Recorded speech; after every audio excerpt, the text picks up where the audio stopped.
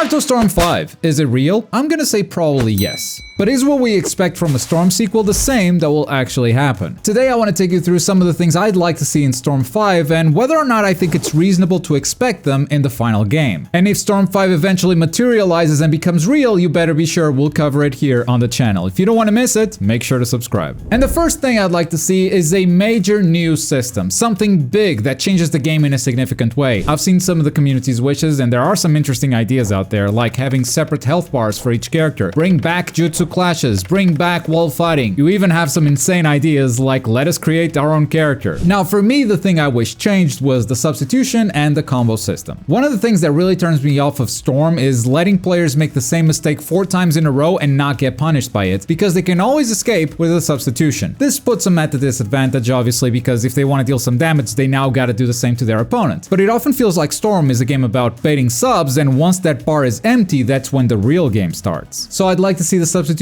bar reduced to maybe 2 substitutions. But you can't just do that and call it a day. Storm is a really fast-paced game with a combo system that allows you to deal some insane damage if the opponent cannot escape from it. You can dash cancel as long as you have chakra, you can swap characters to extend combos, you can even do infinites for free in some cases. It's a cop-out, it's a mechanic that excuses the rest of the game's poor design. It makes the whole thing work, but it gives CC2 the excuse to not change a lot of the broken stuff that the game has. In Demon Slayer they solved this by adding a combo timer. Traditional fighting games for the most part solve this by having hit stun decay, where it gets harder to keep a combo going the longer it lasts and the more hits you've landed. So if the substitute gauge does get smaller, the combo system has to change too, otherwise the whole thing breaks. Now that's my wish, but is it reasonable to expect it to happen in the final game? Yes and no. There was always a big change whenever there was a new Storm game. Storm 2 added online. Storm Generations added the substitution gauge. Storm 3 added instant awakenings. We don't talk about Revolution. And Storm 4 added the active switch system. So a new Storm game will most likely have a big change to its combat system. Will it be the thing I just talked about though? Probably not. It's a very specific request. The chances of me getting it right on the first try are very, very low. So something will happen, we just don't know what it is yet. The next thing I'd like to see in Storm 5 is competitive polish. As it stands right now, the way to play Storm games competitively is to take advantage of a lot of systems and mechanics that could either be considered glitches or simply weren't intended when developing the game. I'm not even talking about glitches that leave your character completely stuck or anything like that, though obviously those should be patched out as well. I'm talking about things as simple as landing recovery. When you jump in Storm, there are a few frames of landing recovery where you're vulnerable, but if you hold the block button while landing, that recovery is gone. What's the point of landing recovery then? Did you intend for the players to be vulnerable upon landing or not? How come you cannot move while you block because the character will perform a dodge if you try, unless you just don't tilt the left thumbstick all the way? If you feather tilting the left thumbstick, you can then jump while blocking and move around safely. Why is this hitbox a thing? These are all very small details, but Storm is full of them, and all of these end up shaping competitive Storm. I wish I could talk about the stuff more in depth, but I have to admit that I'm not that great at Storm competitive, something that I'm looking to fix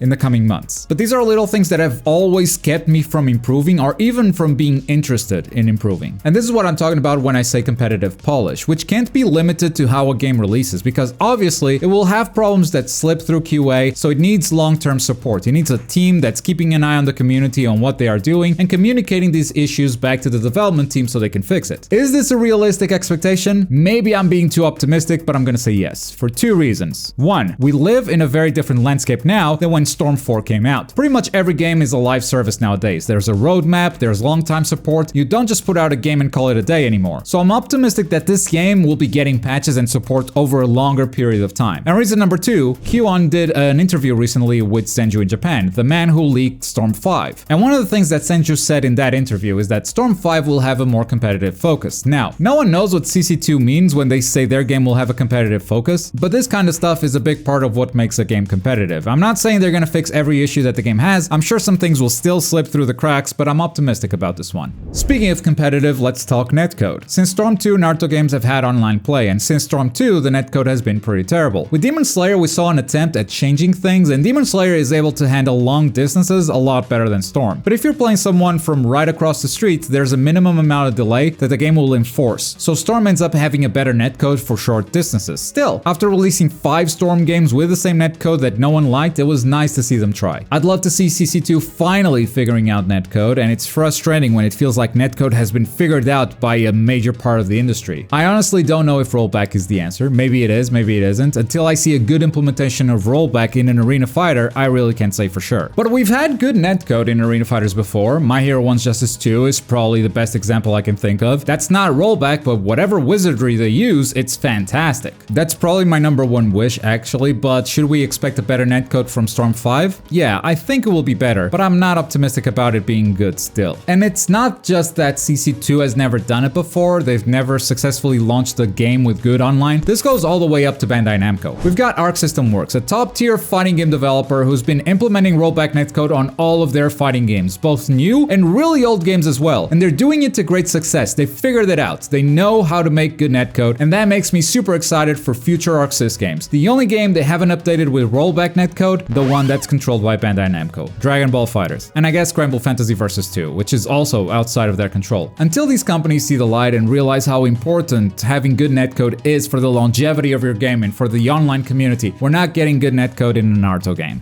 Next up, can we stop taking steps backwards on features, please? Every time they released a new Storm game, they were removing features that fans actually really liked. And some had explanations, others were just cuts that didn't make any sense. I could list them all, but instead I'm just gonna shout out one of my favorite Chica's Clouds videos. This was way back in the day. The pros and cons for every Naruto Storm game, aka 1 step forward, 2 steps back. I mean, they even removed spectator mode from Storm 4, and it was such a huge blow to the community that Afro Senju had to start a whole movement called Fix Storm 4, and if it wasn't for that, I don't know if they would have brought it back. So can we stop taking steps back and removing things without rhyme or reason? Please keep the endless mode in there, or better yet, let me straight up just join a lobby as a spectator like we could in the Generation days, so we don't have to wait for the whole timeout thing when playing a set. I'm not optimistic about this one either. I don't know what will be removed, but I'm sure something will. Last point, let's talk story mode. Storm games were traditionally story games first, and CC2 was one of the best in the business at making story modes. The story mode will be focused on Boruto most likely. That's kind of a given at this point. And with Demon Slayer, I believe they've shown no signs of slowing down in making great story content. They have made one of the best story modes that they ever did with Demon Slayer, and one of the things I didn't quite like about Storm 4 story mode was the heavy reliance on slideshows within the first half of the story, and the complete separation of free roaming and story mode, putting the free roaming in a separate mode called adventure mode. I'd like to see these two merged once again, just like Storm 2 and 3. I'd love story mode to include the free roaming and the big boss battles complete with quick time events and gorgeous visuals. Now, I also think that every time they released a game, they made the free roaming worse. Looking back at their free roaming games, Ultimate Ninja 3 had incredible free roaming. That free roaming was only improved in 4 and 5. And then the first Storm game came out, and that was the first step backwards. You could free roam in 3D at will, but the village was so empty, so void of any life. Storm 2 made the fixed camera angles, further limiting player freedom, and then Storm 4 gave you free camera control, but even the jump button was gone. So all you could do was slowly run from point A to point B. I'd love to see the freedom of movement return. Running around in Konoha just by itself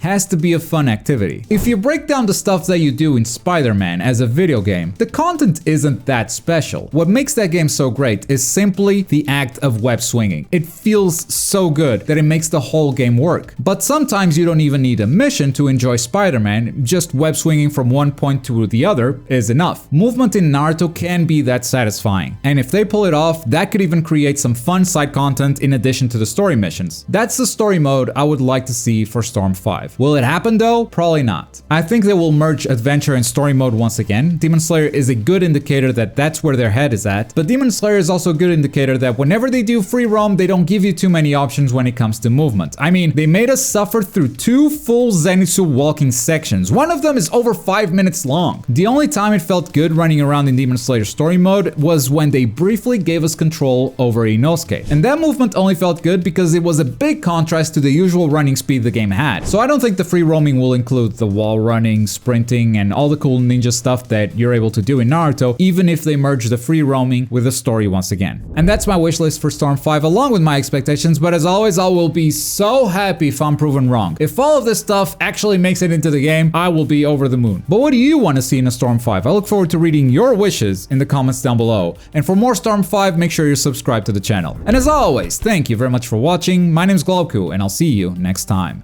Bye!